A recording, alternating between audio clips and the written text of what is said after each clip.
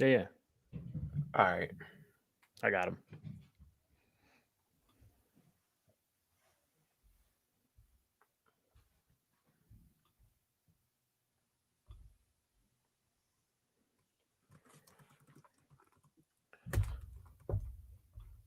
What's up?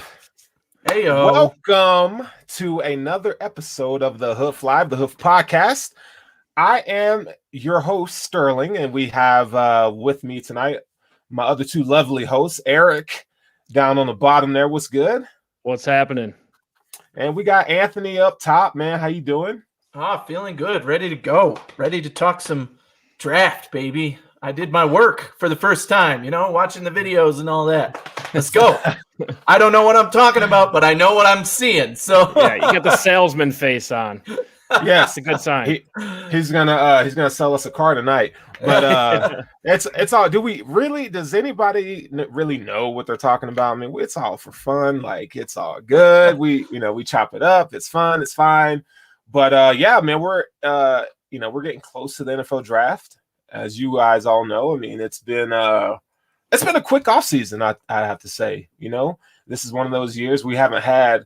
Last year we were on the Stephon Diggs, the high of all that, right? This year it's been more methodical approach for the Buffalo Bills. So for as content creators, we are trying to every little thing, we're trying to find the tea leaves, if you will. So another one of those weeks, man. We got 3 weeks to the NFL draft, and it's gonna be fun, man. So tonight we got a jam-packed show for you, though. All right, so we're gonna be talking about the Bills NFL draft rankings. We're going to break down offensive line and cornerback tonight. These are our top 5 guys. Now, there may be some guys that the Bills can draft, right? And there's going to be some guys that may be a little bit out of reach. I mean, at this point, we don't really know. Brandon Beane could, at this point, he could do anything he wants because he smashed free agency. So let's get into this tonight. And before we get kicking, we're gonna Zach Hilton in the house, man. He says Uncle Jumbo's time. Okay, like get yourself that drink. Yeah.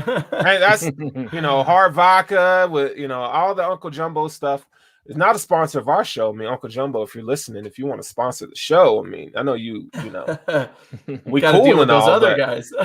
Them other dudes, but if you want to hop on with the Hoof Live guys, I mean, we'll totally welcome you. But I would love to taste your stuff. Joseph, man, what's good, bro?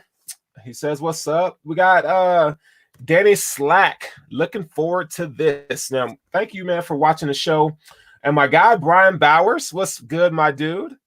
Long time, bro. Yeah, you need to get with it, son. And Joe Miller, hey, Heyo. Joe is the homie. Joe is the homie, man, and he is criminally underrated. Bills community. Joe Miller's my guy, man. That's the homie right there. I don't know about that. I don't dude. know about underrated. He is underrated, man. He's one of the names.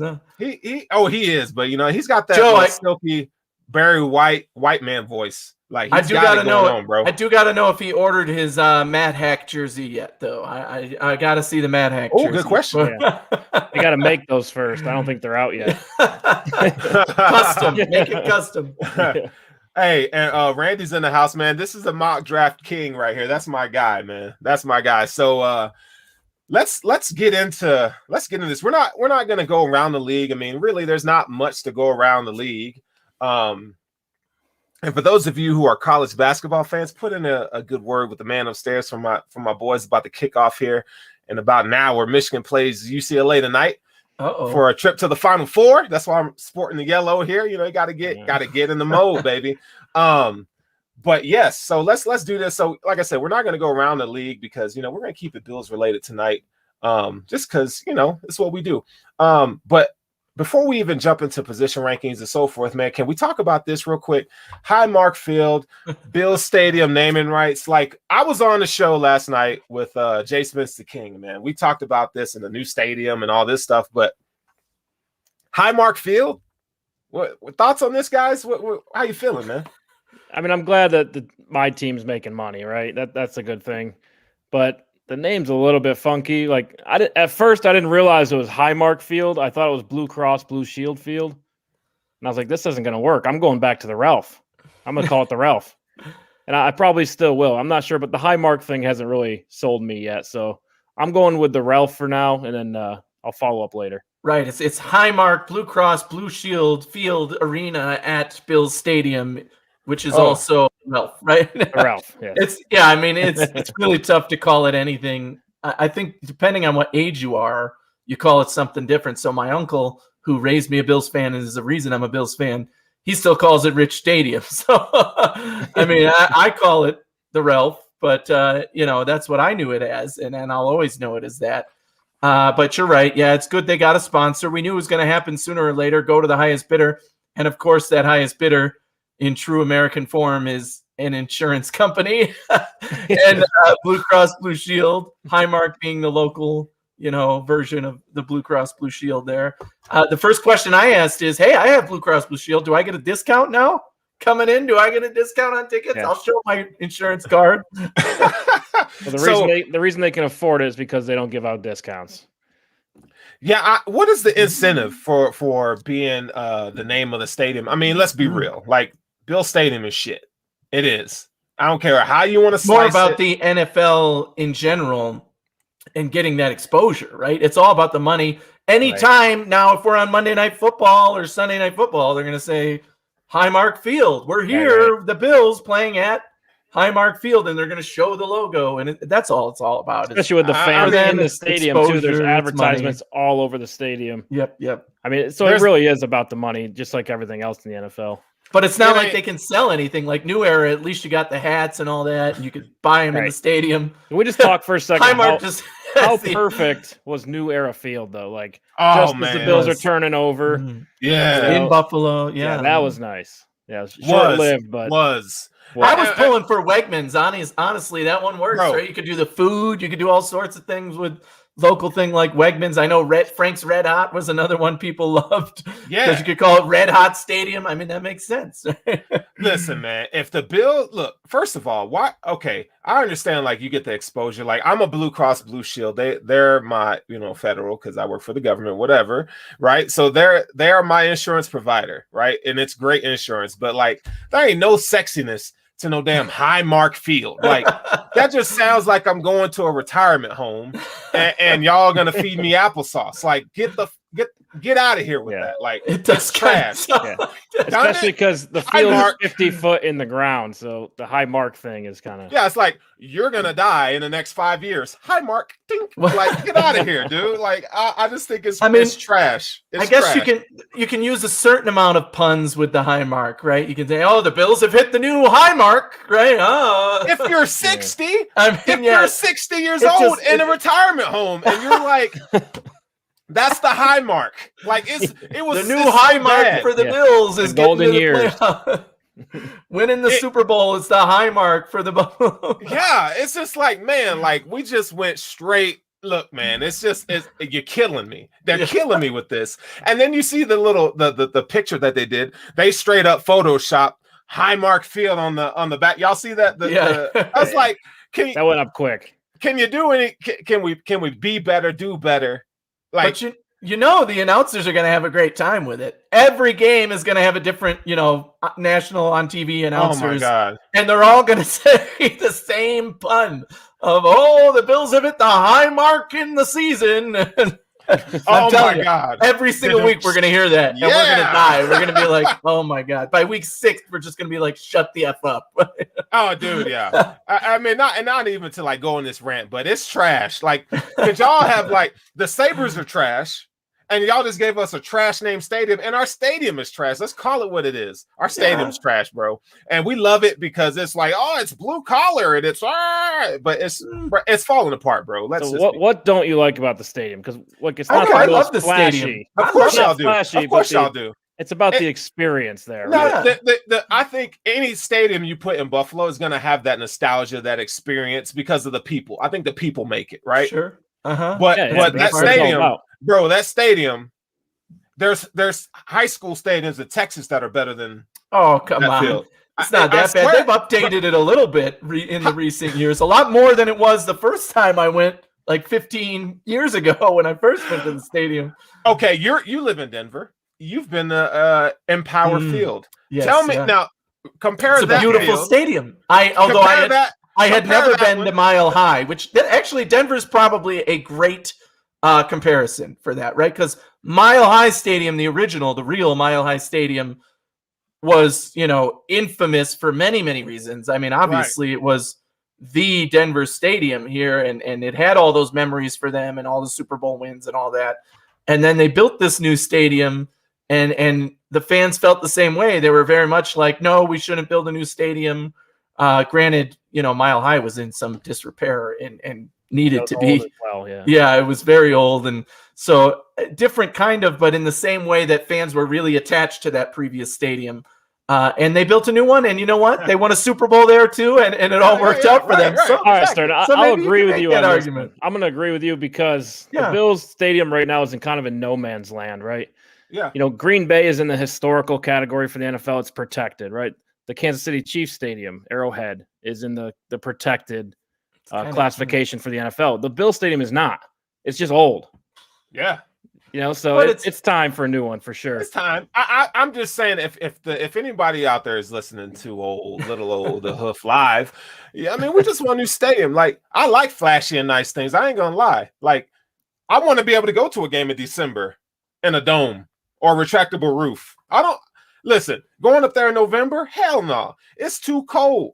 I'm black. We're close to the equator type of people. We don't like being out there in freezing Siberia. It ain't happening. And you haven't even mentioned December yet. You're still in November. That's November. Nice. There is no way you're going to get me to go to a game in December. And when you go to the bathroom, like I said on the show last night, you go to the bathroom, you're bumping elbows with dudes. Like you're peeing in a horse trough. Like, bro, I can't do it. I just can't do it. I need a little bit more privacy. What they have there now is the best it's ever been. Honestly. Yeah, it really is. I mean, again, 15 years ago, even it was a disaster. So compared to now, it's pretty good. But that's our little soapbox on the stadium. Okay, so free agency recap. So what we've seen thus far, the Bills went out. They got Matt Breida. Okay, they went and got Bobby Hart today. I don't know much about Bobby Hart. He could be trash. He could be good, but I think he's more on the average to below average swing tackle. He's got a lot of starting experience, but I haven't done enough deep dive into the tape. I mean, I don't know what you guys think of the signing. How did it hit you right off the bat? That's surprising, but it's this time of year. I mean, they're just adding depth at this point. It's competition for training camp. Still no word on if there's going to be a full training camp and OTAs, but you got to bring in that competition. And this guy, he started 66 of 79 games, according to, Buffalo Bills PR. I mean, that's a lot of starting experience, for a guy coming in for competition. But for him to win it, I mean, that's going to be a tough one. But because of his starting experience, I mean, it's not a done deal, right? There will be a real competition there. So we'll see between probably him and Feliciano. I'm not real sure where he played on the line. Right tackle. Right tackle. So right tackle. He may not even make the roster. I mean, these are moves. Look, it's like Brian Winters. Okay, is like the floor. Okay.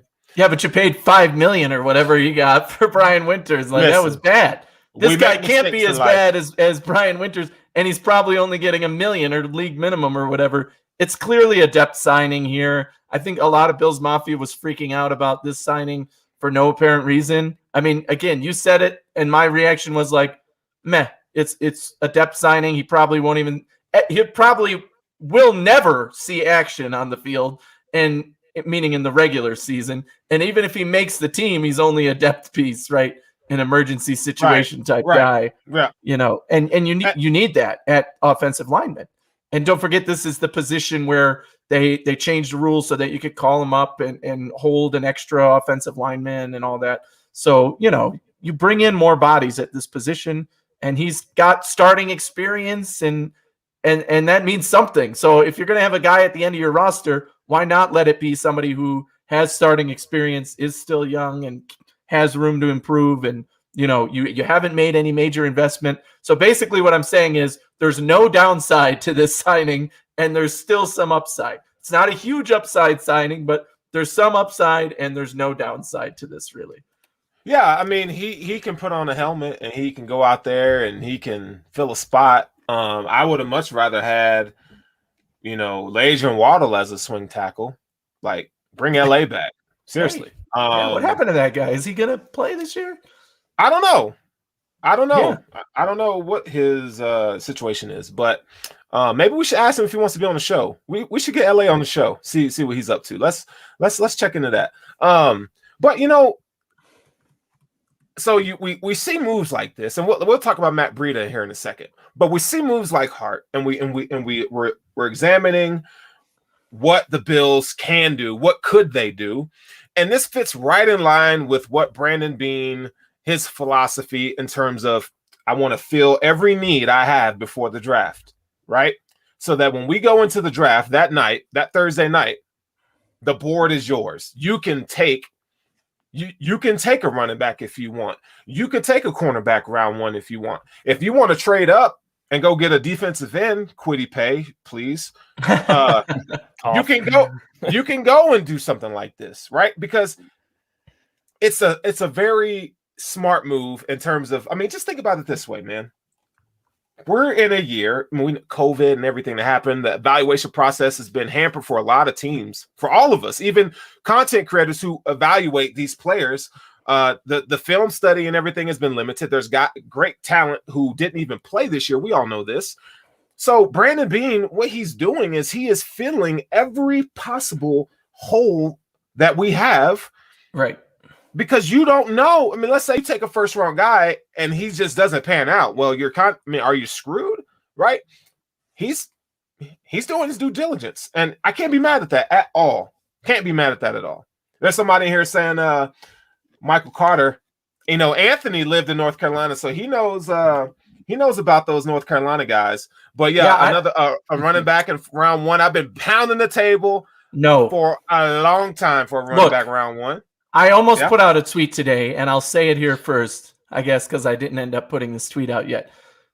There's 3 things that I'm guaranteeing in life, right? Death, taxes, and the Bills are not taking a running back in the first round of the 2021 NFL draft. Stop it. It's nonsense. It ain't happening. I don't care if all the guys are still there. There's going to be other players that the Bills will target ahead of a running back. How do you know that? It does not mean they're not picking a running back. It does not mean that they could end up with ETN if he falls in the second round and they trade up for him or something like that.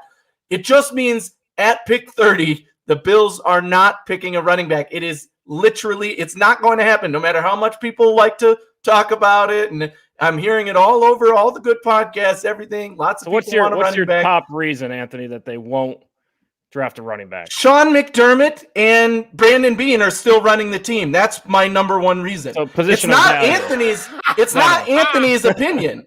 It's not my opinion. It's the team. No, they will draft. There's too many other good players. There's cornerback. There's edge. They have more. If they trade up, you think they're trading up for a running back? That is literally zero chance of that happening. But that's what I'm saying. There's too many valuable positions of need, especially the more we go through these draft class guys.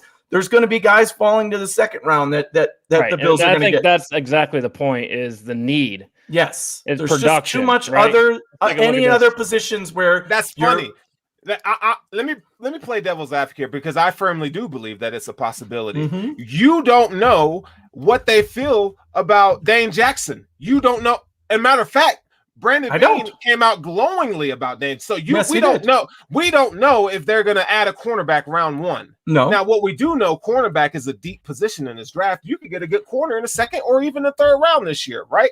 So I think people look at these draft rankings by certain people, and as Bills fans or people who don't evaluate or whatever, how you want to spin it, have this idea that, well, this is what they're going to do. If we knew what the hell they were going to do, why are there all these damn mock drafts everywhere every freaking year? And half of us are freaking wrong anyway. Everybody's wrong. Yeah, most of the time you're completely wrong. All I'm saying is this: we don't freaking know. And for someone to say they're not taking a running back round 1, they're not.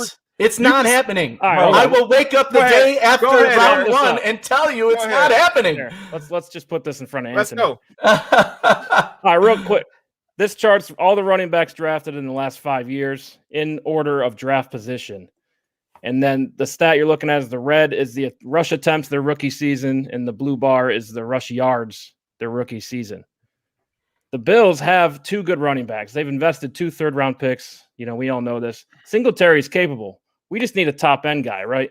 The Bills don't really – it's going to be hard to get a 1,000-yard rusher in this offense with Singletary, with Josh Allen, with Zach Moss getting touches, right? So if you look at this chart, you don't need a workhorse back on this team. The separation is obviously Edwards-Helaire. He was picked 32nd, right? So anybody after him was round 2. You can get a decent running back in round 2 if you want to add a special ability, right? Top-end speed. Somebody who falls like a Derrick Henry or a J.K. Dobbins. The value for me in running back is in round 2 because the production is not going to match the value in round 1. But you don't know that you're basing that off of a perceived statistic. Again, the evaluation process is completely different this year, right? So for you to say that there's no running back that can come in, that doesn't mean they're committed to Moss and Singletary full term. There are running backs. There's a couple. There's 3 running backs in this draft, okay, that we know of that have game-breaking potential that would fit this Bills team perfectly. So for us to sit here and say, well, Moss and Singletary, if they were so committed to Moss and Singletary, why the hell were you flirting with Le'Veon Bell? Why? I mean, why did you bring? Season. No. I'll tell you why. Okay, go ahead. Exactly, because you wouldn't have paid anything for him. He would have been cheap, right? Because was he cut? He was traded, correct? No, he was cut. It was league minimum to sign him, right? Well, I was thinking maybe he was traded, so then they paid all the bonus money. But anyway, yeah, get him cheap. He's an experienced player, and he's extremely talented. It's just value. That's all value all day long. And that's what McDermott is all about. Spending a first-round pick on a running back is not value when you have 2 running backs that have proven that their yards per carry are good. They're not. Moss and Singletary. This is not a running team. We're trying to add an element. They had to pass the ball because they couldn't run the ball. Like Josh Allen, those guys, it's a passing offense. And it's the first time in Bills history since the early 90s that we've actually been with the league average in terms of passing the ball. All I'm saying is this. For us to sit here and say that it's not possible, you're crazy because it's totally possible. It's impossible. They're not picking a running back at 30. Let me finish. And we're picking 30th. That's a freaking second-round pick anyways. They're not picking a running back there. They are not picking in the top 10. It's just not happening. They're not picking a running back there. Why do you want ETN is still on the board or whoever in the second round, that's somebody that they have super high, and they start to fall 10 picks into the second round. Maybe I'm not saying we don't end up getting one of those guys, but it's not happening at 30. It is literally impossible. It's not happening. We're going to wake up on draft morning and you're going to be like, oh, it just happened that we didn't draft a running back. No, I'm telling you now, it's impossible. We will not draft a running back in the first round in the NFL draft in 2021. It's not happening. 0% chance of that happening. Opinions are my own. I share my own opinion, as you guys know. But all I'm saying is it's possible. But we didn't come here to talk about running backs tonight. Yeah. Okay. Next week. Next week, though, the point that started this whole conversation, though, we brought up Michael Carter from UNC. I like Carter, actually. I do like him. I don't think he's a good fit. I don't think the Bills end up with him. But I think whichever team he does end up on is going to be like those guys in that chart that Eric just showed, where if you're in the second or third round, you can get good value there for a running back like that. He could be a starter in this league. Okay. Definitely. Adam Gibbons, friends don't let friends pick running backs in the first round. That should be a t-shirt. That's a live t-shirt right there. There you go. You're crazy if you want to run it back in the first. I've been called a lot of things in my life, and if you're saying I'm crazy, you're calling me a sexy man because I'm crazy. I will say this, Sterling, you definitely were the first to say you want a running back in the draft, and you're not the only one now, right? There's lots of people saying, oh, yeah, and lots of mock drafts. Even freaking Mel Kiper got in on the mix and had us, I forget, was it Najee he had going to the Bills? Yeah. Oh, my God. I mean, it's nuts. And I get why everyone's saying that because that's the element that you can improve. The Bills, they passed the ball so much last year that, you could look at it and say, well, if they could run it like really efficiently, they'd be really, really dangerous, Facts there. Yeah. Facts. Welcome to the Hoof Podcast. Anthony is as stubborn as a mule. Well, we love it, though. It's fine. Yes. We just tell him to shut up and hit him with wood and tell him to shut up. So it's all good. But no, you guys, I mean, I'm not saying I'm right, and I'm not saying you guys are wrong. I just think that, like, for people to say it's not possible, I'm just here to tell you that it very well is possible. You know what? Here's the comparison for me. The Bills could pick a quarterback. They're going to take Mac Jones at 30. I'm going to put out 1 million mock drafts with the Bills taking Mac Jones at 30 because he was still there, and it makes sense. That, to me, is the same conversation as we're drafting a running back in round 1. It's not happening. It doesn't make sense. It's not happening. It's impossible. No, that's not a good comparison. It's impossible. It's just as possible as that. You said Mac Jones.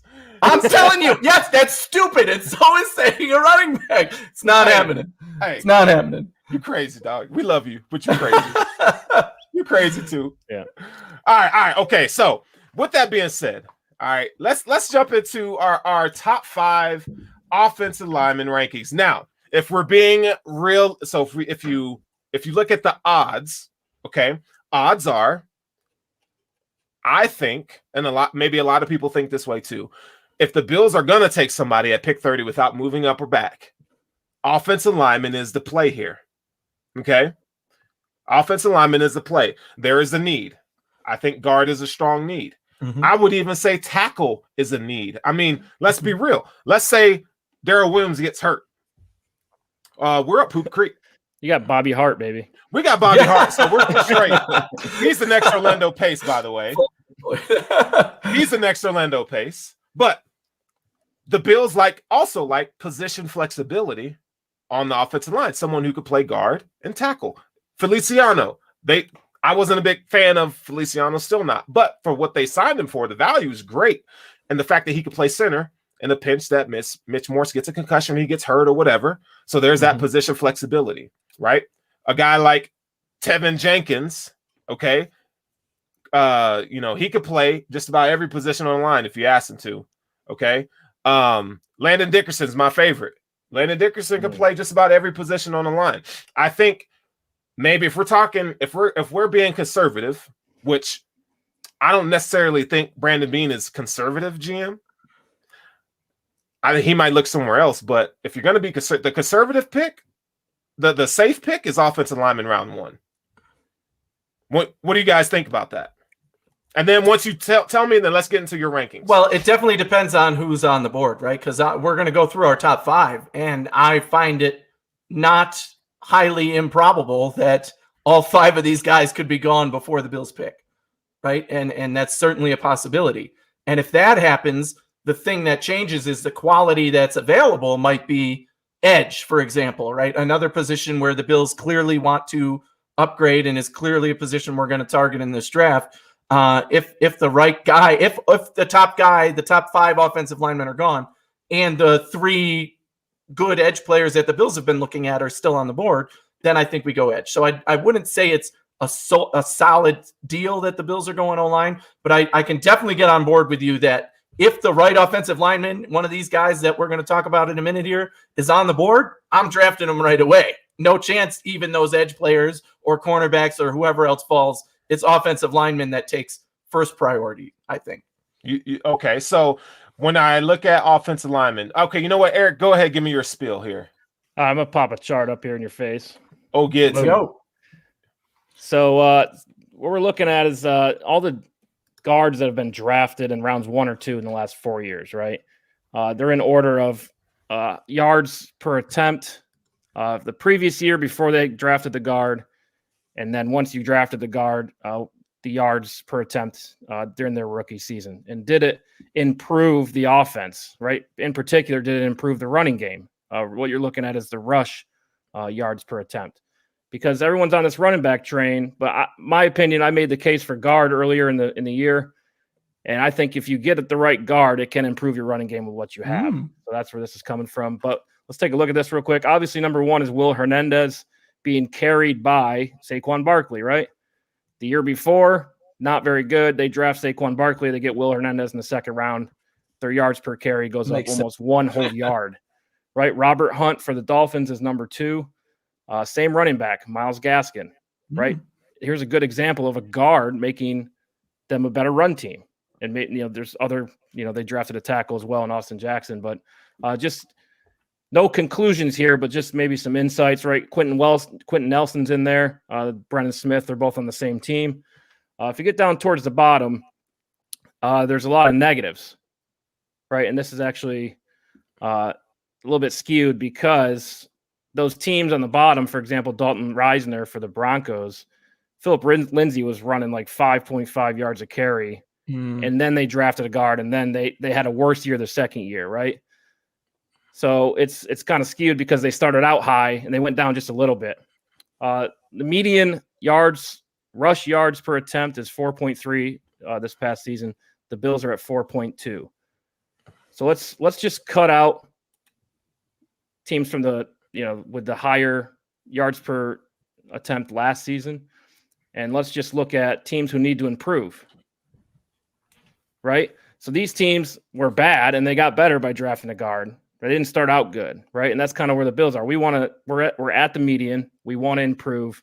And every single guard that was drafted in the last 4 years in rounds 1 or 2 improve their yards per attempt for their team for rushing. Every single one. Isaiah Wynn was injured. Forrest Lamp was injured.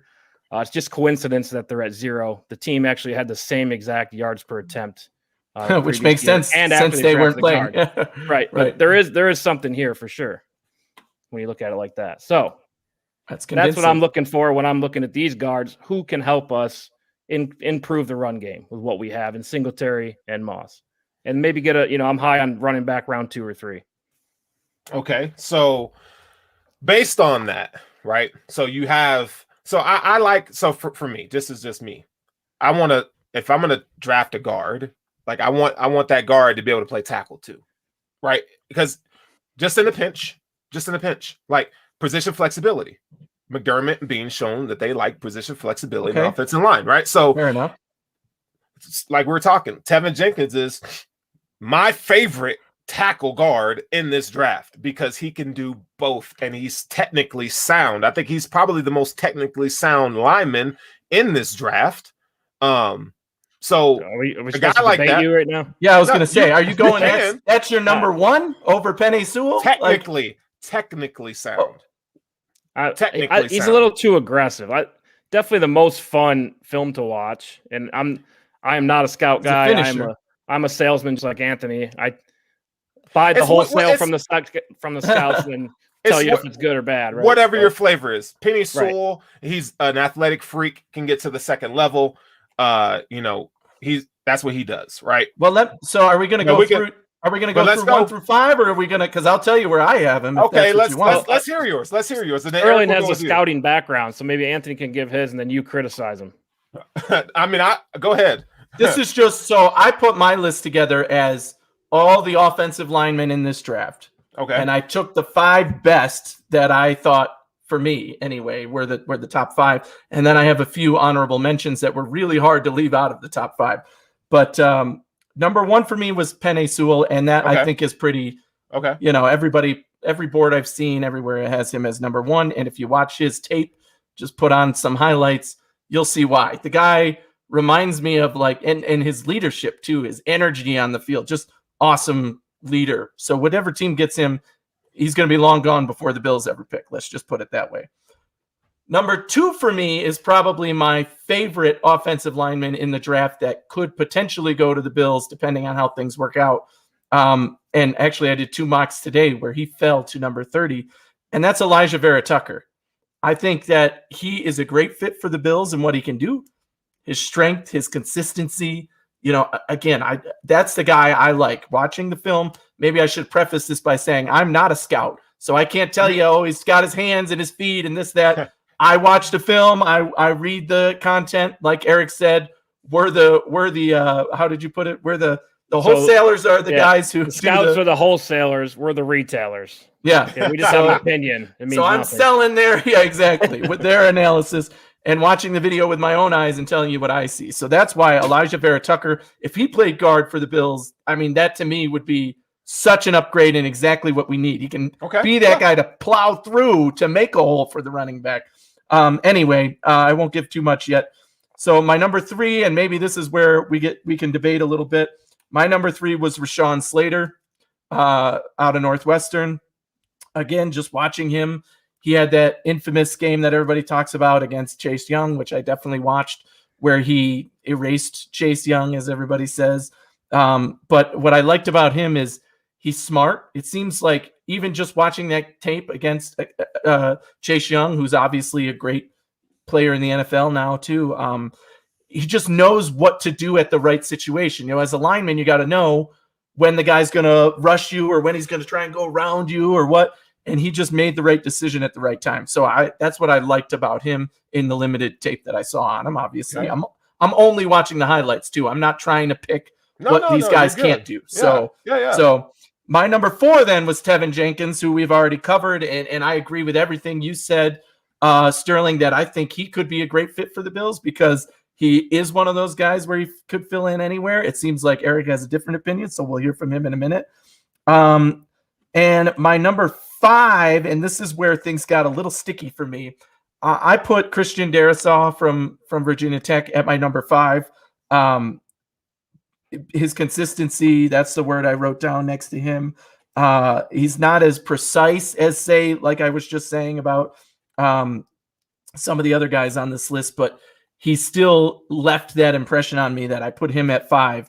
And just to, I don't know if we want to do my honorable mentions here, 6'7", Creed Humphreys, Landon Dickerson, Alex Leatherwood was another one. So there's a couple guys, Wyatt Davis, that I was like, okay, which one of these guys is going to be my 5th? I was pretty confident in my top 4. I'll say that. And then the 5th and beyond, it gets a little more the deep end. Yeah, it gets a little more evened out there for me in terms of those next 5 guys. Okay.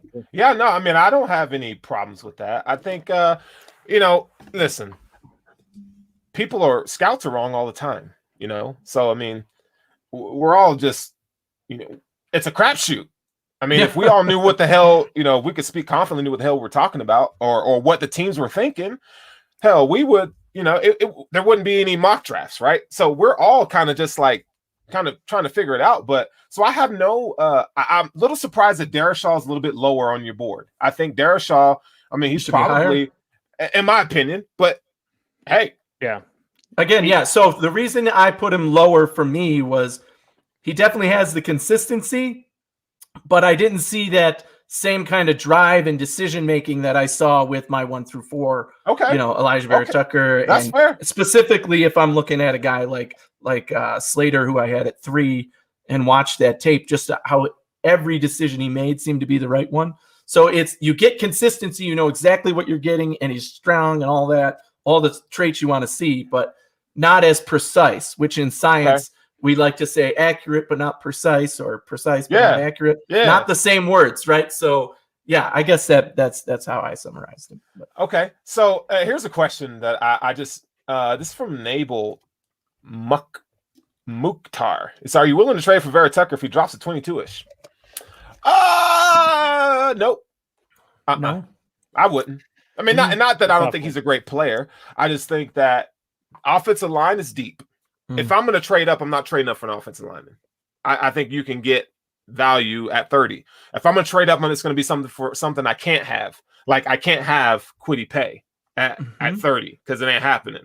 Or like when people put mock drafts out there with your boy tight end, at 30, falling to 30. Oh, Kyle Pitts. The number 1 offensive player in this draft, Kyle Pitts, is not going to be available at 30. If Kyle Pitts falls to 30, Jesus is coming back the next That's day. Right. Exactly. It's over. You better it's a wrap, bro. He's coming back. So it ain't happening. I appreciate you. Yeah. I love you, but it ain't happening. I would trade up for Vera-Tucker if he fell at 25. I was going to say, and the reason why is he's plug and play starter, right? He's ready to play. Put him in there. He's immediately an upgrade over. And I don't think the other guys are like that. There's a gap for sure. Vera Tucker and then everybody else, right? Wow. Exactly. I talked to Russell. I talked to Russell Brown on one of our shows a few weeks ago, and he gave good insight. And he agreed with me that the only guard worth trading up for is Vera Tucker. Oh, really? Yeah. So I mean, I like Vera Tucker, but here's the thing about the 2021 draft and the position the Bills are in. Each pick is going to tell them who's left on the board, right? And that sounds like, yeah, that's what happens. But what I mean is, when it gets to pick 21, if you're saying pick 22, would you trade up for Elijah Vera Tucker? They're going to look at the next 8 guys because that's where they're picking 30. And they're going to say, we're happy with 7 of these guys. We have no reason to trade up. Or they'll look at that list and say, really, of this list, we only want 2 of these guys. We need to trade up and get the one that we have now. Yeah. So will I trade up for Elijah Vera Tucker? Yes, if the situation is right. To Sterling's point, if there's still those 3 edge rushers that the Bills might have, we don't know how they have them rated, who's where. But if all 3 of those guys are still on the board, plus maybe another one of these offensive linemen, plus a cornerback you like, then you're not trading up at that point for a player like that. So here's why I think trading up for Vera Tucker I would not do. Because you went out and you signed Darrell Williams as a tackle. I don't think you don't need how many outside of Vera Tucker Nelson. Hold on. Because he's a guard, he could play tackle, he could play any position on the line. He's flexible, but he's flexible. I think most of these guys. But he's not like somebody like Quentin Nelson. He's not Quentin Nelson. No, right? No. Quentin Nelson is once in a lifetime kind of guard. He could do it all. When you go out and you sign a guy like Darrell Williams, who is a very good right tackle. We've seen this, and he's shown this in his career. When he's healthy, he's a damn good right tackle. You don't have to go out and get. I mean, are we trying to build the Cowboys here from the 90s, right? When they were stacked upon the line. I mean, they had dudes, right. And if you look, 5 years ago, they were resembling the line that they had in the 90s. Like that offensive line was solid. What I'm saying is, it's not necessarily now. Take my whole running back stuff out of your heads, okay? Mm-hmm. That's Sterling the gambler, okay? Right? Sterling the flashy. I like flashy things that go fast. Woohoo! That's me. Now put your Brandon Bean cap on and think about what he value about position and value. Yeah. I don't think it's necessary in this year's draft to go trade up. So if you trade up, let's say 21, 22, what are you giving up a third and a fourth? Mm-hmm. Maybe. Yeah. I mean, if you look at the Jerry Jones trade value chart, you're going to be giving up probably at least, depending. I mean, it could do any combination, right? But now, the points. Here's something to your point, though. The Bills are so stacked on that roster with depth. I only want 3 guys really to come in and make this roster. Now, if you want to, get some guys that you want to take a flyer on, take a chance on, that's how good teams stay good, is because they take chances on guys in mid to late rounds. What I'm trying to say is we have a luxury where we can kind of take a chance on a guy. That's why he said they take guys like Jake Fromm. Jake Fromm has no value, right? We don't know what he was going to be, but you take a guy like that because with some good preseason showings, you could trade him mother effort. Right. And get rid of him. I get the right tackle solidified, right? Right. The need on the line is guard. There's a lot of unknowns with Cody Ford, right? So there's a lot John Feliciano, is he a starter or is he a depth player? I mean, there's a lot of question marks there. He's depth. Mm-hmm. He's on a 1-year contract, really. So a guy like Elijah Vera Tucker, in this situation you're talking about with Brandon Bean, I think this is the year to package up and move up for a sure shot guy. A guy you think is a sure shot starter, very little learning curve, right? Depends on, you could go both ways, though. It's fair. Let's say they keep all their draft picks and draft everybody. Does every single draft pick make this team? No, I think that's impossible. I almost guarantee you that's not happening. So you almost have to move up, and Vera Tucker's one of the safest players. Daniel Jeremiah has him as the safest player in the draft. Day one, he's ready to start day one. Okay. So I'm with Ron Beck on this one. Move up in the second round and get another guy, because I think if the guys start to fall, you either stay at 30 or you trade down. I don't think you trade up, because there are too many positions in need. If Elijah Vera Tucker's there and you're 100% on him and he was the guy, then yeah, you trade for him, but it's still going to cost you. Whereas cost you major, right? The first round, the drop off from trading up in the first round to trading up in the second round is extreme in the points chart even. And what I think could happen, and I did this actually in one of my mock drafts today that has been my favorite mock draft to date. And to Sterling's point, I only ended up with 4 guys that in a late round pick, I forget what the 5th one was, but 4 guys I really, really wanted. And that was one where Elijah Vera Tucker fell to me at 30 and I drafted him. And then I traded back in the 2nd and got another guy I wanted. And then I traded back up in the 3rd to get an early 3rd and got that guy. And it worked out. And what I ended up trading was those 2 5th round picks that the Bills have this year, a late round 7th round pick, and next year's 3rd round pick. And I think that is legitimately in play for this draft. I think almost can guarantee that we will give up a pick from next year in order to move up at some point in this draft, whether it's in the 2nd round or the 3rd round. It's going to be one of those early guys because there's still going to be guys that they like. And what we've all agreed on so far is 7 guys aren't making this roster. I don't know if 7 guys that we draft can make the practice squad at this point. So, I mean, it's tough. The Bills have to – they know what they're working with. They know that if they can get 4 quality guys to make the roster, and that's what I ended up with in my mock draft today, I was like, great, these are all positions that I like that can make the roster. Yeah. And the others, we use that leverage to get the guys that can contribute. Go ahead, Eric. All right. You ready for my top 5? Let's go. Hold on. So hold on though. Hold on. So and let me ask you guys this question real quick. And in the chat, I want you guys to answer this as well. How much better? So let's take pick 30. Let's take first rounds. There's no rounds. Okay. Let's just go by rankings. Okay. Mm-hmm. How much better would you rather have? Let's say you could trade up and you could go get Vera Tucker. And you're going to give up a 3rd and probably a 5th. Okay, let's just call it that. We don't know, but let's just call it that. How much better is Vera Tucker than Landon Dickerson? How much better? Would you rather keep? That's my point. Let's just say this. Would you rather have Landon Dickerson and keep your 3rd round pick? Yes. And you might take 3rd to 5th. I don't want Landon Dickerson. No. It's just Landon Dickerson is in my opinion, is the 2nd best guard in this draft. Okay. Would you rather have? Okay, well, just Jesus Christ, put him in there. Okay? Yeah. I don't care. But my point is, how much better is he than the next guy? Whoever is filling the blank, Quinn Miners, whoever you want to put in there, Creed Humphrey, I don't give a shit. Exactly why I'm with you, Sterling. I'm with you on this one. That I would, for that reason, I am more likely to trade down because I think taking a guy like Dickerson in the 2nd round and getting more value to be able to trade up and get a guy in the 2nd round as well. So you end up with 2 2nd round picks that you really like, plus you get to keep your 3rd round pick and leverage to move up in the 3rd round as well. So I'm much more likely to do that. I mean, I'm just throwing it out there. Just throwing Eric, trading up. Where do you go? I think it's a big drop off. There's guard. Now, this gets weird because there's a lot of tackles in this draft that can move to guard, and that changes the whole dynamic. I'd almost rather have some of those guys, Okay. But if we're talking about purely guard, I think the drop-off is big.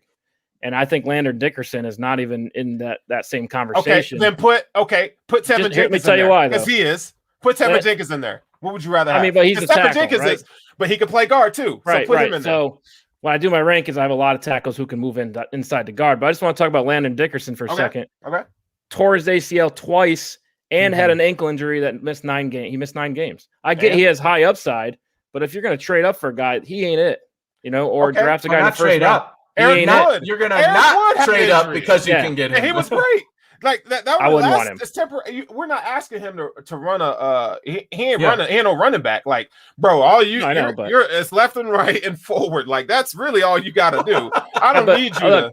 The draft is about weighing the risk. And if you're weighing risk, I ain't touching this guy until later. That's fair.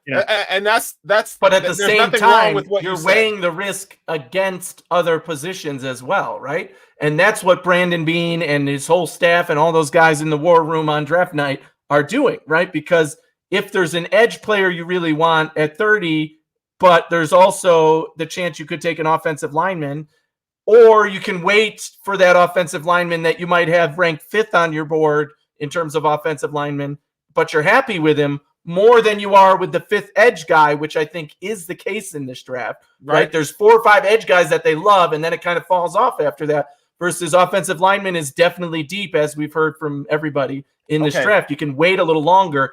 I think that's where that weigh-in comes. If you're weighing it just at the position, in Eric's scenario, I agree with you, Eric. But when you're weighing it against the other needs in this draft, I am much happier taking a Landon Dickerson, no matter his injury history, in the late second round or wherever he falls, versus drafting somebody in the first round and not getting an edge that I like. Right? Now, peep this.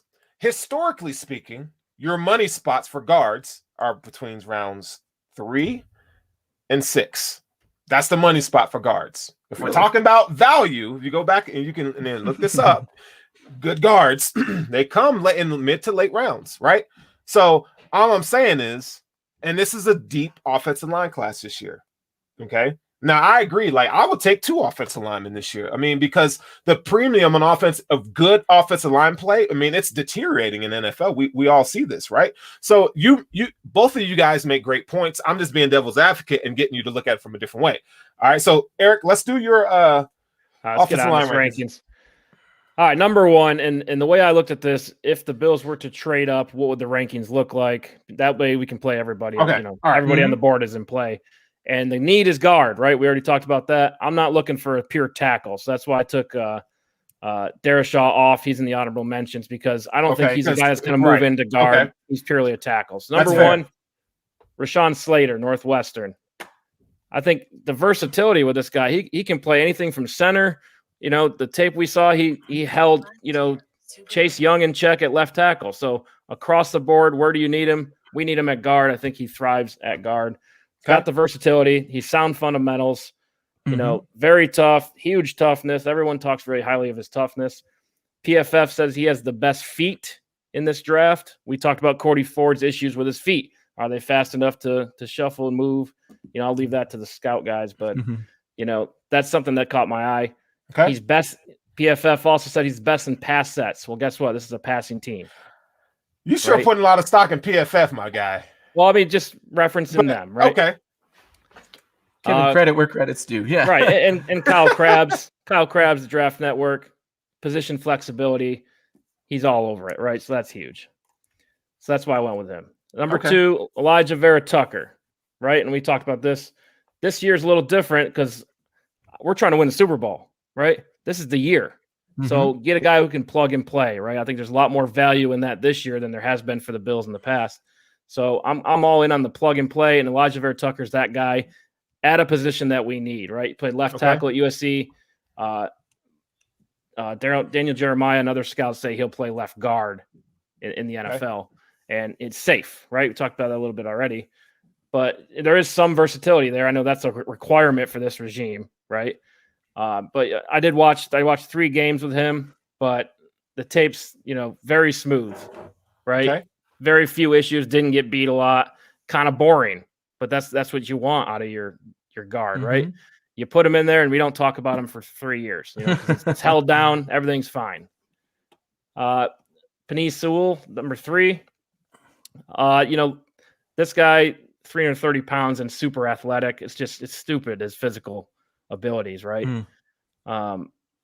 He's only 19 how old is he? 20, 21? He's really young, but the reason he's 3 and not 2, the guy's a freak athlete. He's one of the, premier athletes to ever come out in the draft as far as, his quickness at that size. But I put him at 3 just because there is going to be a slow development curve there. He does have some weaknesses on the outside. So that's why I have him at 3, just because we're trying to win now. Tevin Jenkins, number 4, Oklahoma State. And just the film's so fun to watch. If you guys haven't watched it, go get, check it out on YouTube or whatever. I saw him block a guy into the opponent's bench. And I was like, woof, who is this guy? But yeah, redshirt senior, I know the, McDermott and Bean like guys who've been around for a while. Yes. Yeah. They don't like taking younger guys, but competitive toughness, right? It jumps off the tape. The thing that concerns me why he's not higher, a little too aggressive, maybe. Get some calls. He plays all the way through the list. And then some, right? And down the field too on a few plays that I saw. Like 10 yards down the field, shoving guys. Right? I love it. Yeah, exactly. He doesn't give up on the play. Yeah, it's exciting to watch. And number 5, Wyatt Davis. I've talked about him in Making the Case series. Just another, comes in at right guard, right? So we talked about Feliciano. Is he a starter? Is he a depth player? He can compete with Wyatt Davis. Wyatt Davis likely wins. Up for debate, but He's physical, right? You could improve the run game, I think, because he does have some pop plays. Most of the time, he's just kind of man, but there is some pop plays in there. And again, PFF, and I'm not saying PFF, the website, they're scouts, right? They have a scouting department. They said he's best in pass sets for guards. So Wyatt Davis, and that's my top 5. Okay, all right. I mean, I don't have any. Only thing I would change is Wyatt Davis. Maybe I think Wyatt Davis he doesn't play with that aggression that I would want out of a guard. That's just me, though. We can at this point in time, we cherry pick, or we kind of like magnify certain things. I'm not trying to magnify. I'm just saying, like, it's nitpick. If I'm the GM, you nitpick. I just think he doesn't drive through on blocks. He kind of is too army. He just I need him to finish blocks more. But that's just me. So I probably wouldn't. I've kind of soured on Wyatt Davis a little bit. Who would you have at 5 in that scenario, though? Because I mean, I went deep into this stuff, and he's the guy that I felt comfortable you can hold it down, right? So we're talking guard, right? Yeah. Well, that's what I was wondering. Or somebody who could play guard. I was actually going to propose and ask you here, do you think that Creed Humphrey could play guard? Because he's a center now, but he's projected as interior offensive lineman. I think he's a guy who there's 2 guys. Because he plays center. If he can play guard and center, he would be my guy there. So there's 2 guys that really interest me here. Jalen Mayfield out of Michigan, not just because he's a Michigan guy, but he can play tackle. He can play guard. He has the traits to play guard. They didn't need him to play guard. He played tackle in Michigan just because their line had some issues, and so he filled the tackle position. But then you look at guys like Liam Eichenberg from Notre Dame. Like, this guy, he can ball out. I think, in my opinion, I like Liam better than I do Wyatt Davis. That's just me, though. But Liam is a true left tackle. Yeah, but he can play guard. He can play guard. Smooth. He can play guard. And the North Dakota kid, he's also lean. He's lean, right? And he can play. Lean, he's that's outside for me, right? I'd put him outside. I guess it's the flavor. What do you want? What character? What traits? And that's something they got to decide in the room, right? But I know what we've seen. That's why I brought up Creed Humphrey, because his favorite trait of mine was the guy is like a wall, right? Yes. So I'm thinking more pass block scenario than maybe opening holes for the running game. But if he's at guard protecting Josh Allen, I feel pretty confident about that, right? Like he's going to hold whoever's on that other side. What I read about him, though, is he struggles with people who are lower than him. Like the defensive tackles get low.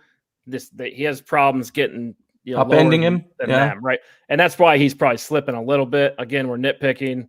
Again, I'm not a scout. I just I read a lot of the stuff. Sure. But and he's also left-handed. Which I thought was interesting. There's not a lot of not a lot of left-handed centers, right? So that's an adjustment. Yeah. So I don't know. I mean, you guys make some good points there. I think the Bills have an idea of what they want in a guard. To me, the prototype for the Bills is they want maulers, guys who can move in space and are physical at the point of attack. That's what they seem to like at guard. Like Feliciano, Quentin Spain. I mean, these are kind of the types that they like. So I think a guy like Creed Humphrey, to your point, Anthony, I think he's if we're looking on based off of what they've done, he's probably somebody on their radar for a guard position. Mm-hmm. They seem to don't finesse. And guys. We're not talking early first or second round here either. We're talking This in general. Yes. In general. You could probably get these guys late second, early third. So if you don't draft Elijah Vera Tucker at 30 and you're still looking on the board and Eric's other 4 guys are gone or whatever, then that's probably where I would look next. Yeah. And so, I mean, the position of strength, the offensive line this year, look, there's a lot of good guys in this draft. Yeah. I mean, and it's crazy. Like, when is the last time we've seen this amount of talented guys at the offensive line position in the draft? It's been a long time. So there's a lot of good guys. And so, we're nitpicking certain things that we like. So, not to mention there's likely 4 or 5 quarterbacks going. Exactly. Only pushes the board, push the talent down. We'll throw 2 running backs in there. Yeah, right. Push them down.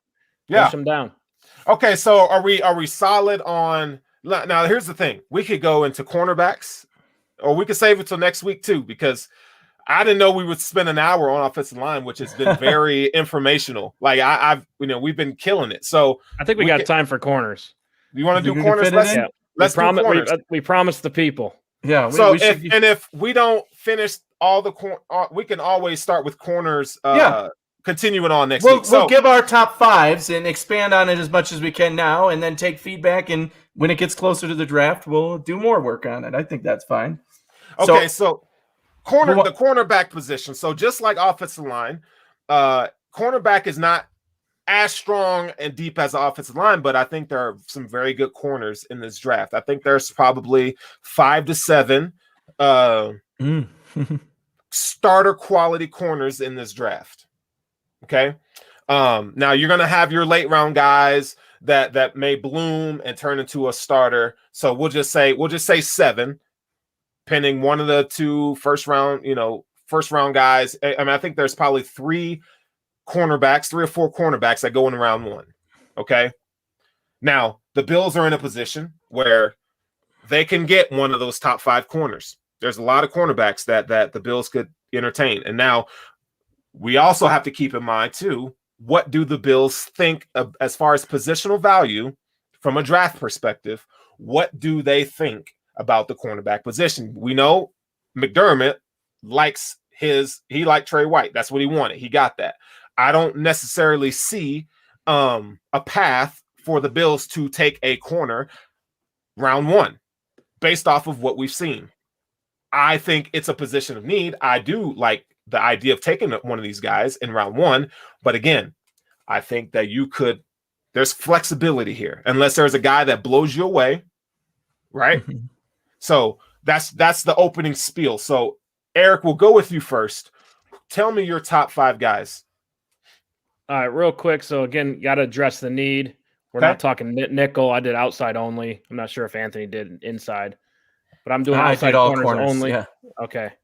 And so the need is Levi Wallace is a starter for this team, right?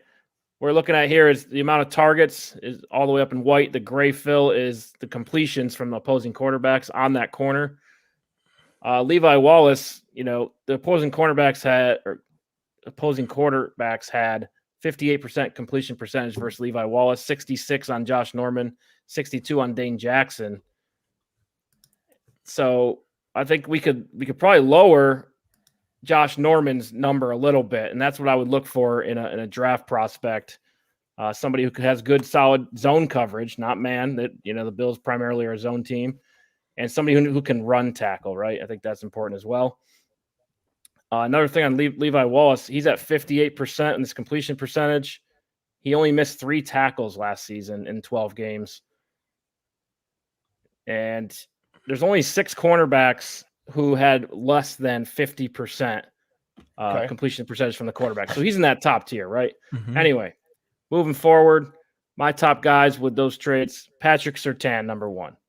Right? I get he is primarily a man-to-man. He does play some zone, but there's added value with this guy because he is a physical specimen, right? You can maybe put him on some big nickel packages. You can maybe move him to safety at times. Added value for me.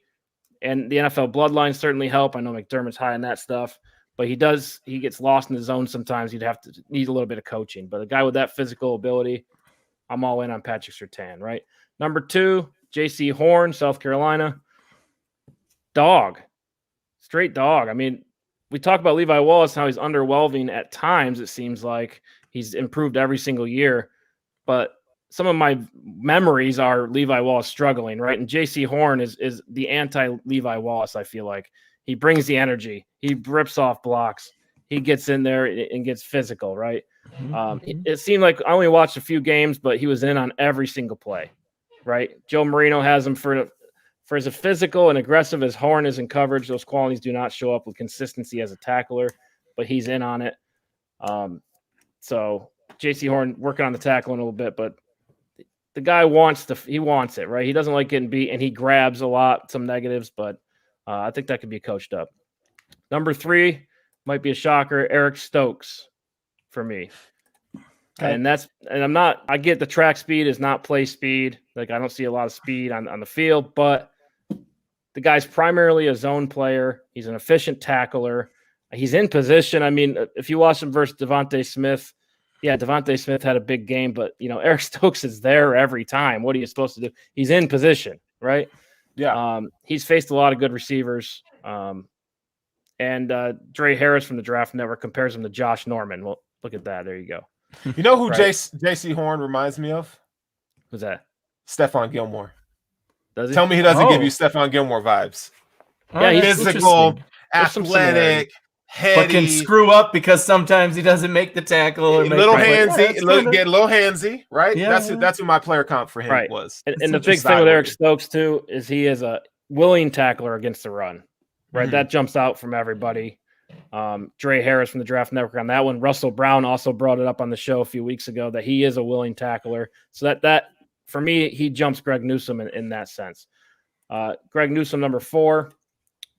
Just not a lot out there on him, so it's kind of a hard evaluation. You're going off potential, and he's got all the traits, the athletic ability with this guy. He's got everything you want from a pro corner as far as ability, but there's just not a lot out there. And so I see risk, but I mean, I'd have to learn more, but I put Stokes ahead of him for now. And then my number 5 is Caleb Farley. I think Farley is a superior athlete than the other guys, but he's primarily a man or a press corner. And, he's fast and everything, but there's not a lot of zone in his game. And I think if the Bills were going to take someone early, it'd have to be zone. Yeah, I mean, I did my rankings based on all the cornerbacks in the draft, not based on who's the best fit for the Bills. But I agree a lot with what Eric said, actually. So because I did mine just in order of cornerback, I had Caleb Farley at number 1. He was my number 1 guy. And then I had Surtain actually at number 2, which would match what Eric said, where that was his number 1, in terms of who would be the best fit for the Bills or who would I want the Bills to get if they could get anybody in this draft. I actually have Newsome at number 3. Again, same thing that Eric said. The athleticism is there, and that's what I think would complement the Bills well. And you're not expecting the other part of this in the Levi Wallace, Dane Jackson conversation is whoever they draft doesn't have to come in and be the guy. There's a couple of these guys on this list who absolutely can do that. But, a guy like Newsome who's athletic and can, has all the traits you like and you want to see what he can do, I feel like he's a good fit for that reason. But I have him at number 3. My number 4 was J.C. Horn. Same reasons Eric said. Basically, my number 5. Now, here's where it got interesting for me because there were 3 names I was going through for number 5 here. Again, just like with the offensive lineman. But ultimately, I went with my hometown heart and said Afitu Melifonwu at number 5. I love his athleticism. I love his energy. I like his game a lot. Of anybody in this draft, I've seen him play the most because he played at Syracuse, and those were the games I always watched. And so, his energy, I think he's a great fit for the Bills too. I've seen a lot of mocks where he goes to the Bills. Talk about a guy that they could use his traits to the best of their ability. I really like that. The other 2 guys that I was debating through here, Stokes was one of them who Eric mentioned, and Asante Samuel was the other one that I could see fitting in here at number 5. Okay, so let me throw some at you guys. So this is just my opinion, and you can take, and for all of you out there listening, this is just me talking. But try not, when you look at corner for the Bills, okay, we know Sean McDermott is a freaking, this is baby, this is position. He can take a guy late in his career who's not athletically gifted or Levi Wallace or whoever and turn him into something. So I don't think it's as important that when we view these cornerbacks that, well, they're just primarily man corners. I think McDermott has the ability to coach up some of these guys. I think he just needs the athletic trait. He needs the headiness and the athletic ability. And I think, and then he could take care of the rest. So like a guy like who did you, Eric, who was the guy that you said that like Caleb Farley, you mentioned Caleb Farley. Caleb Farley's primarily a man or press. He's a man press corner, right? But there is a place for a guy, and I don't think the Bills are going to be able to draft him unless he falls due to his injuries. But I think he maybe doesn't get past 20. And that's him taking the fall. If he does. There's a lot of man defenses out there. Let me say this. So somebody like him McDermott can do great things with. And as we saw in the playoffs, especially against Kansas City, we needed someone like him to be able to lock down on one side. Just think about EJ Gaines. EJ Gaines, although I think he was best at zone, but he offered you a lot as a man cover corner when he's healthy, right? And so during that year, we saw them play Trey because we could lock down one side with Trey White. We saw them use EJ Gaines as a press man corner at times. Yeah. So what I'm saying is they're good at using what you're best at. The zone thing, I think they can teach. So when we think of these guys, try not to think of them at, well, he's just a man cover corner. I think McDermott can coach his way out of or coach what he needs from these guys out of there is what I'm saying. Right. And I agree with you 100%. I mean, we have to, just because they don't do it doesn't mean they can't. Exactly. We're all big on that this show, but you got to go with what you know. And what I know is there's not a lot of tape on, Caleb Farley playing zone. So, I mean, I would rather go. I mean, if you think his athletic ability is far superior than everybody else, then that's fine. But I don't see it that way. I think all these guys are great athletes, and we have Levi Wallace in position. I think it's a hard sell to draft a corner anyways, but you got to get in the nitty gritty to make a ranking. And that's for just sure. my opinion. Yeah, no, and I love it. All I'm doing is I'm just throwing it. You talk about that every single year. I love it. We this is fun for us. Melifonwu, right? Is that the Syracuse guy, right? Yes, I love that dude. Yeah, freak athlete, right? His brother's in the NFL as well. Came out a few years ago. I think he broke the long jump record in the draft or something like that. Plays for the Raiders, plays safety, disappeared. Yeah. So, I mean, a lot of people are comparing him to his brother. Two different people. They're just big guys, right? Physical guys. But look where he was drafted. He was drafted by the Raiders. Right. Yeah. Not known for their development of players. A lot of scouts say that the athleticism doesn't show up on the field. Right, and he plays safety and so forth. However, we're talking about Sean McDermott here. And if I could point to 5 guys in the league that could get the most out of a guy in the secondary, it's Sean McDermott. He's one of those guys. So I think if you give him, he can mold the clay is all I'm trying to say. If you want it, he gonna give it to you. Josh Allen's another one of those cats. He gonna work his ass off. He has the intangibles. The sky's the limit. You get guys like that, I think that you got yourself you're gonna have yourself a Pro Bowl corner. I mean, there's guys that I think there are some guys that like the Syracuse guy, Melifonwu. I think he could probably be a Pro Bowl corner. He has it all. Wow. Coaching matters. Coaching at the next level matters. But hey, we'll see. Look, these guys will be there at 30. When the Bills pick, one of these 5 guys that I mentioned and others will be there. So we'll see. I mean, best available. I mean, these guys are all good athletes and they'd all thrive in McDermott's system, especially with the culture they built and the continuity with Leslie Frazier. You have Levi Wallace there to, ease the process. You don't have to jump in and we watched CJ Henderson with the Jaguars last season. He's drowning, right? Yeah. Because he's all they got, right? You got to figure this out. And you could tell he's just frustrated. You don't have to do that with this team. You don't. Ease it in. So here's a point, saying nickel, the big nickel position is a need on the team. I think Melifonwu could even fill that role as a cornerback because that's what he's so athletic and he is bigger body than most cornerbacks, I think. So he can cover a tight end or do what the big nickel does in this defense. So I just love his traits. I think he can do it all. We're gonna have to do a big nickel show. No, we are. So, but linebackers, safeties, cornerbacks, big nickel. Before we go, I secretly big nickel is a tremendous need. I think it probably let's call it what it is. We're just throwing it out there right now. Big nickel could probably be a bigger need than a cornerback. Because you know what you're getting in Levi. You're getting a baseline average corner in Levi Wallace. We hope for maybe some more upside from a Dane Jackson, but we don't know. We know he can make some plays. He's shown us that, right? However, let me tell you somebody for the big nickel that we're not even talking about. And it's not, he doesn't play in the backfield. Jeremiah Owusu-Koramoah. Yes, I was going to think about it, and we'll talk about this later. And I want all you guys at home just to simmer and think about this. A linebacker, okay? technically, yeah. Right. And guess what Sean McDermott did? Shaq Thompson converted from safety to linebacker. You got Jeremiah Owusu-Koramoah. He is an athletic freak. He can do a lot of things. Did you hear?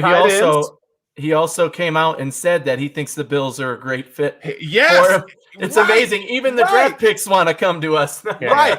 And listen to this. You remember the last time we heard a player gush about the Buffalo Bills? It was freaking Ed Oliver. And guess what happened? They drafted him. Mm-hmm. Yeah.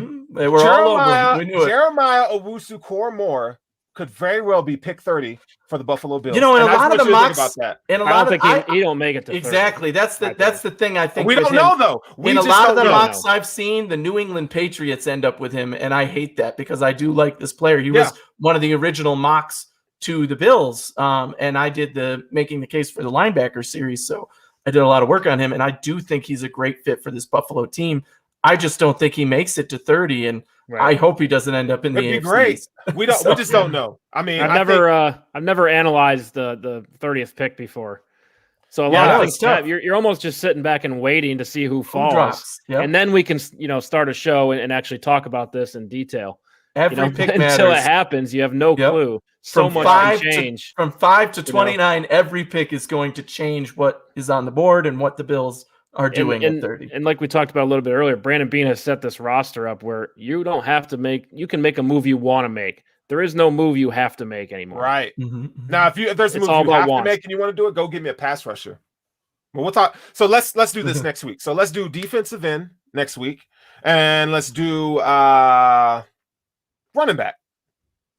Defensive end and running back next week. All right. That'll be fun. That's what we'll do next week. Defensive end and running back. So you guys heard it here first. For all our Hoof followers and listeners, we're going to do running back, right? Running back and defensive end next week on the Hoof Live. So,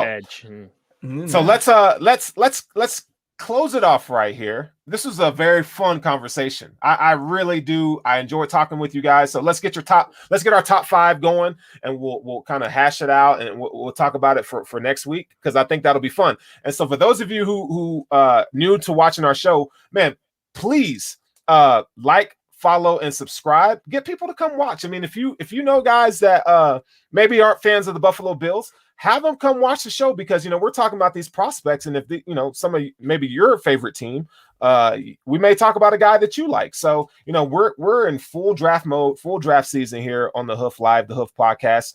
We're gonna have a podcast drop on Friday, so I'll be doing. I think it's my turn, right? I'll be doing that on Friday. So I got a little something that I want to talk about. And it'll be a little teaser, but basically we're talking about how to save money on your car insurance. Switching to Geico. That's what we're talking about. But no, it's health insurance now. He's going to talk about the health. Yes, that Blue Cross Blue Shield on the deal. Getting the Highmark is what we're talking about. But stay tuned, stay locked in. This is the freaking Cover One Network, and we're killing it for draft season. We're killing it. I don't care who you're talking to, where you're going to get your content. If you're looking for draft information and about these prospects and what the Bills could do, I think you're not going to find a better network than Cover One when it comes to the draft. I'm just telling you right now. So make sure you like, follow, subscribe. Please share our show if you like. We really do appreciate all the new people who came and watched with us tonight. We really appreciate it. And we look forward to seeing you next week. And we out of here. Go Bills. Go Bills. High point.